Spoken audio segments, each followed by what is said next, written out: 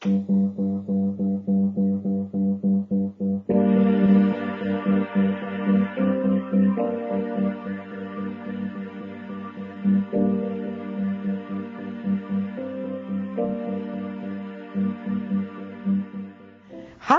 my name is Carole Murko. I live right here in the Berkshires in Stockbridge, Massachusetts. I'm not a native. I moved here over 20 years ago, unexpectedly falling in love with somebody who lived out this way. And I have had a really amazing journey. And I know this is a series on solopreneurs, and I've woven many solo acts in my journey through life. And the journey that I've arrived to is one of, I guess the best way to describe me is I'm a self-mastery mindset and health coach. But what I really do is I help people activate the healer within themselves. And as a result of a healing journey is how I came to do this work. But before we get to the journey, I just want to tell you a little bit about myself, because it'll all begin to fit together as to why I created my new little company called Love, Eat, Heal.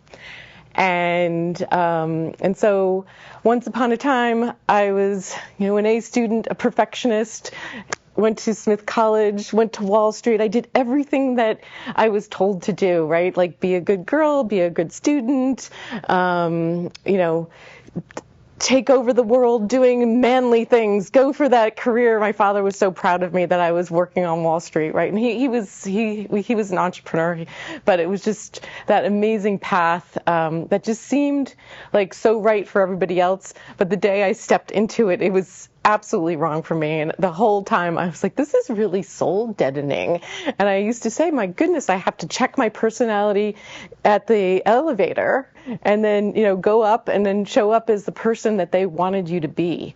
And as you might imagine, this is what I've learned is conditioning, that we become conditioned into becoming who we believe society wants us to be, that our parents want us to be, that our friends, we observe, we see who we think looks successful, so we're going to try to become more like them. And so anyway, I navigated that, and then I actually took a little stint after I left financial services, and I wrote a kid's book about the dodo bird, and I designed a hand puppet, and it was called Dodo Unlimited, and I used the dodo to represent, don't let your individualism become extinct, dare to be different. And obviously it was highly autobiographical. And so it didn't catch on because unfortunately at the time it wasn't obvious that D-O-D-O was dodo and not doo-doo, and which is pretty funny, but also pretty sad. So I left that behind, and I didn't want to go back to financial services, so I went into interior design, which I thought, gosh, I love the creative process of doing the dodo company, and I love working for myself. And anyway, I went to school. I was in Boston at the time, and immediately had an amazing business, and that's how I ended up here in the Berkshires. I was introduced to a gentleman who had just bought a property in Stockbridge, and I started working on the project, and we fell in love. And so I claim that interior design was meant for me so that I could find love. So that's why it's like, it's okay to try all these different things. And then while I was here, I got my real estate license and did more interior design work. And then I did this whole amazing thing called heirloom meals. And if you're not exhausted by now, you're going to be able to really understand that not only have I had many lives, but I think doing all these different things confused my body, because it's like, who are you, Carole? Like, what are you? Like, and that was a question that was difficult for me, because I would go to a cocktail party and people would say, what do you do? And I thought to myself, everything. Like, how do I tell this person that I'm not just one thing? And so eventually the wheels fell off, and I was diagnosed with a theoretically incurable autoimmune eye disease. Doesn't matter what it's called. All I can tell you is that, I first threw myself on the sword of the Western medical model. I went to Mass Eye and Ear, met with the top specialist, she taught at Harvard Medical School. I always had these fellows all looking in my eyes, going, ooh, ah, ooh, and I was like, oh, this is not good. Anyway, they were so earnest in their perspective of using pharmaceuticals as the only way to heal what I was confronting, and I just was uneasy with that because I was really into food with my whole heirloom meals, 10 years of writing about food, doing a radio show about food, doing everything about food, understanding food. My husband has celiac disease, all of that. So I understood the power of food. And so anyhow, I started just exploring what alternatives are there for me. And I went to acupuncture, plant medicine, shaman, many different healers, naturopaths, functional medical doctors, and they all had bits and pieces of wisdom for me. And then this is kind of a great story. So I was taking a writing workshop at Carole. It was run by this woman, Nancy Aroney.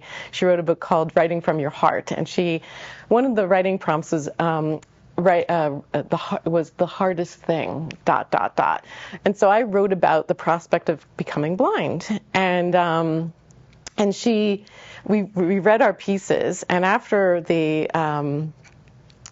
I read mine, this woman comes running over to me and she says, "Do you know Dr. Joe Dispenza?" And I said, "No, is he at Mass Eye and Ear?" And she's like, No.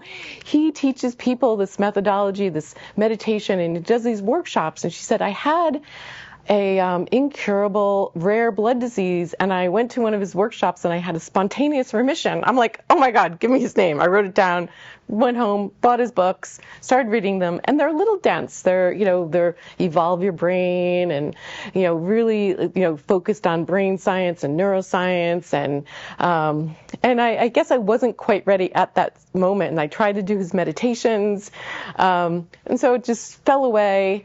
And then I was teaching an anti-inflammatory cooking class at the Nantucket Culinary Center, and a woman afterwards says to me, "Carole, I think you would really like Dr. Joe Dispenza. Have you heard of him?" And I said, "I have." I'm going to, kind of go back and revisit this. And then I revisited it again and was like, I'm not sure meditation is for me. And then a third time, and now it was Thanksgiving, so this is from March until November, so the third time is November. And my stepdaughter asked if we could invite her then boyfriend, who is now her husband, mother, who lived in Florida, for a New England Thanksgiving. And I was like, sure. Now, I've never met this woman, and she walks in with Dr. Joe Dispenza's latest book in front of her face, and she says, "Have you heard of this guy?" I was like, okay, I'm done. I'm signing up for everything. I'm going to one of his workshops. And anyway, that was the beginning of me exploring how to tap into my inner healer. And I did not have a spontaneous remission. I did go to his workshop, but what I really started to tune into is that in really listening to his content, that we are built for healing. And so I will now talk a little bit more about, how I've evolved into this business of mine, and why I mentioned Dr. Joe Dispenza is that I'm one of 150 trainers worldwide that teach his work, that are certified by him to teach his work. And it's a program called Change Your Mind, Create New Results. And it is profound. And that is one of the when I, say that I, help people tap into their inner healer, is I teach the biology and the neuroscience of change, so that you understand that your brain and your body are always in communication. So when you have thoughts create chemicals, and those chemicals are, oftentimes are chemicals of stress, because statistically, I'll give you 3 statistics. We have 60 to 70,000 thoughts a day, And believe it or not, 90% of those thoughts are the same. And just so you know, you're like, how do I have that many thoughts? Well, most of them are unconscious. They're just streaming, through your brain and your body unconsciously. And then by the time we're 35, 95% of who we are is a memorized set of habits, conditioned behaviors, automatic programming. So that means that we're sort of just going through life on autopilot. And only using 5% available for creating something new. And then lastly, statistically, modern society spends 70% of their time in stress. And when we're in stress, we cannot really do anything, right? Because we're in high beta, which is a brainwave state so we go into run, fight, or freeze. And so we just can't change. We don't even know how to change. And I think I was all those things. I set that up for you. Remember, I was doing everything. So I couldn't possibly, be in a relaxed state. My body my nervous system was just completely fried. I think I had a lot of cortisol and adrenaline flowing through my body. So the first thing that I teach people is, how our thoughts create our personal reality, how our thoughts create things, how our thoughts are the top of the pecking order of healing. And I teach the biology and neuroscience of how our brain and body work together. The next thing that I usually talk to people about is the energy component, that we are actually 99.9999% energy. So we can't see like most of our reality is energetic. And so that means that this body of ours, this meat suit, is 0.001% of our experience. So there are practices that you can do, and I was really drawn to Qigong. And Qigong is a Chinese medical martial art, and Qi means energy in Chinese, and Qigong is the cultivation of energy. And so we have these invisible, remember, 99.9999% invisible pathways in our body, and most modern disease is probably a result of blocked energy moving up and down our, in our body, all the different meridian pathways, which if you go to acupuncture, that's what acupuncturists are doing. They're actually evaluating your energy flow and then doing treatments with needles on blocked places in your body that open up the energy flow. But this practice of Qigong, you could actually do it yourself, right? So I teach that. It's a really beautiful practice. The particular practice that I teach is called Dragon's Way Qigong, and it's a fourfold practice. So we combine the movements. We also we combine this whole concept of the 5-element consciousness framework, where we look at the different organ systems, and they're connected to, so there's 5 elements, 5 organ systems. In Chinese calendar, there's 5 seasons. So they have late summer as a season, and so you begin to be able to tell the story of your life through looking at this 5-element consciousness framework. And then there's the food part. And this is where the fun comes, because you start looking at food in a different way. So I'll ask the question, which of course you're not going to be able to answer because this is, but I want you to think about what you think the consciousness of a dandelion is. All right. I'll give you a few seconds to think about it, but I'm going to tell you. So everybody seemingly in the United States loves perfect green lawns, right? Like perfect green lawns. So that dandelion comes popping out of the ground every spring, and everybody wants to kill it, right? Like either with weed killer or lawnmowers or like digging them out. Well, nothing stops that dandelion every spring from popping out of the ground. And so what do you think the consciousness is? It's courage. It's fearlessness. So the next time you go to Guido's and you see those dandelion greens, buy yourself a bunch, saute them up with some garlic, and just sit there and think about eating the consciousness, right? Eating that beautiful consciousness of fearlessness, courage, and thinking about your food in that way. Like apples, right? Like the apple tree it experiences all the seasons, right? It's like it's dormant in the winter, it's just out there. It looks kind of like, poor thing, are you going to ever look like you're ever going to have leaves again? And then all of a sudden, like things are happening underneath, and then, the buds happen, and then the flowers happen, and it leaves out, and the fruit, and then and then we have apples. And so when you eat an apple, you're eating the consciousness of all the seasons. And I feel like beginning to see food through that lens is so powerful in slowing down and recognizing that we're connected to everything.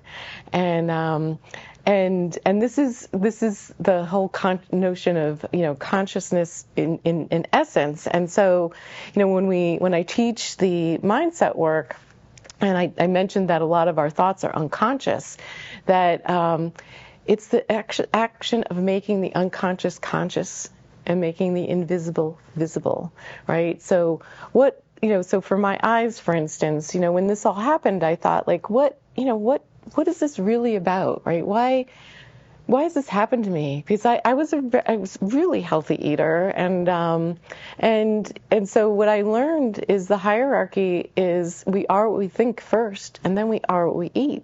So I had to get my thoughts aligned with my actions, and my actions, and our actions create experiences, and experience create feelings, right?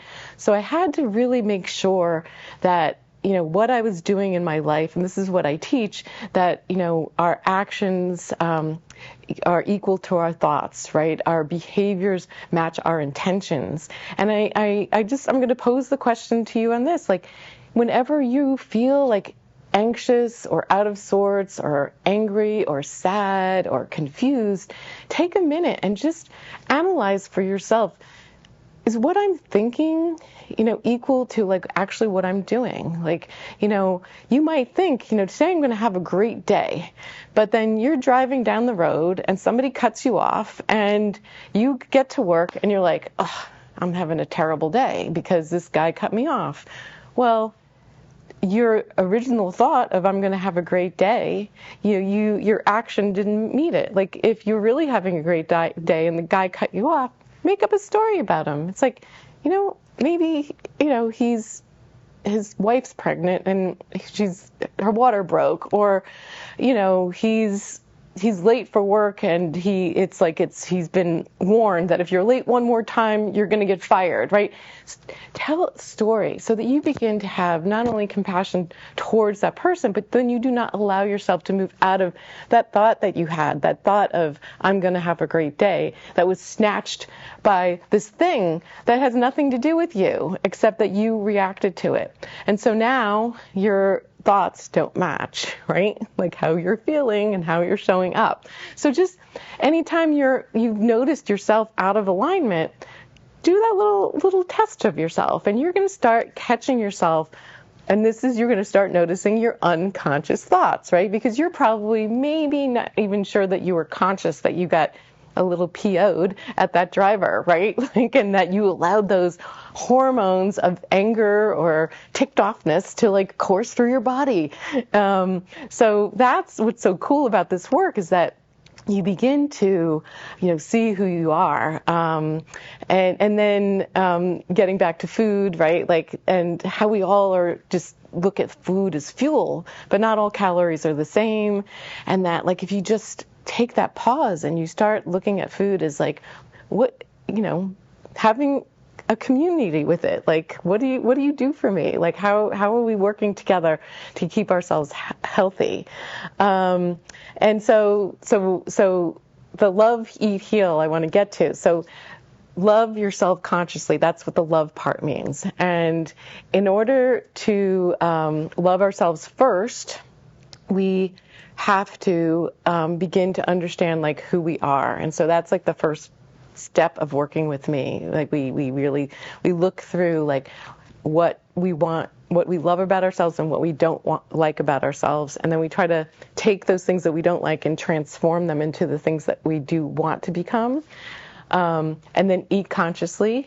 And then lastly, it's heal what needs to be healed. And that's when I, really introduce the healing modalities. So I teach the Dr. Joe Dispenza program, where in that program we end up learning meditation. And we also do journaling. And I call my journal my therapist. And I basically, if I wake up or any time of the day I'm sort of in a negative thought loop, I write those down. And I do not stop journaling until I've written myself happy. Because we have that power of, kind of figuring out like where we are and where we want to go. But nobody's taught us how to do that. And then I teach Qigong, which is this, beautiful energy practice that combines, like I said, the movements, the food, and learning about how we're connected to nature, and then breath work. And if I've been asked the question many times on podcasts, and if I had to give one tool to everybody on the planet, it would be breath work, because life is breath, right? I mean, we breathe, we live, right? Like it's just, but we don't consciously breathe. And just a simple box breath, which is breathe in for 4. So you go, hold for 4, breathe out for 4, hold for 4. You do that for a minute, and that begins to regulate your nervous system. And a lot of people say, well, I don't really feel it right away. Well, you won't, because it's not like an instant, but the intelligence of our body recognizes when we're doing conscious breath work. And so it calms down your nervous system, and it takes you out of a brainwave state called high beta, that is when we're in stress, and it'll bring you down maybe into low beta, which is normal life, like, because we're plugged into normal life, like we have to interact. And then there's this beautiful state called alpha, when we're in flow, and it's this lovely creative state when our nervous system has settled down. And that's the state, where artists are creating, where musicians are writing music and playing music. It's when writers are writing. It's when, when I'm, working with clients, like I'm so present and so focused on them that everything else falls away. And then there are other brainwave states too that, are get you to that place where the door is open to all possibilities. It's called theta. And it's when the body's asleep but the mind is awake. And I'll tell you when you've been in it. Remember the late night TV? Like, I don't really stay up late anymore, but, and I'll date myself. So it was Jimmy Carson followed by, was it David Letterman? I don't know. Anyway, so, and then at 12:30 or so, all of a sudden there were infomercials. And they understood that was the perfect time for an infomercial, because you're basically, your body's asleep and you're in a trance, and you're highly suggestible.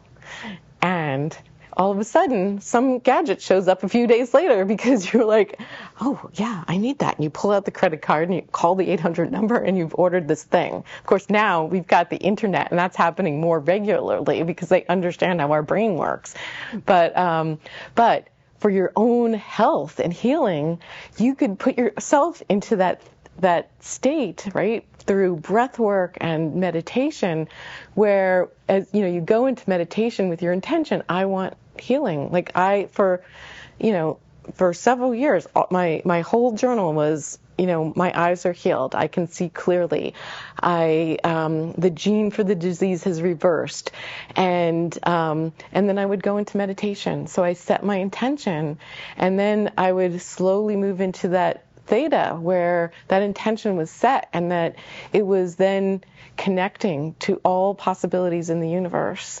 And then I began to heal, right? It's not like spontaneous. It was just like bit by bit. I was just, taking the steps of regulating my nervous system and doing the breath work, doing meditation, doing Qigong, and the journaling. Like I said, it was just an amazing process. So anyway, I've gone on and on and on, and I hope that I've captured at least some curiosity, and so I'm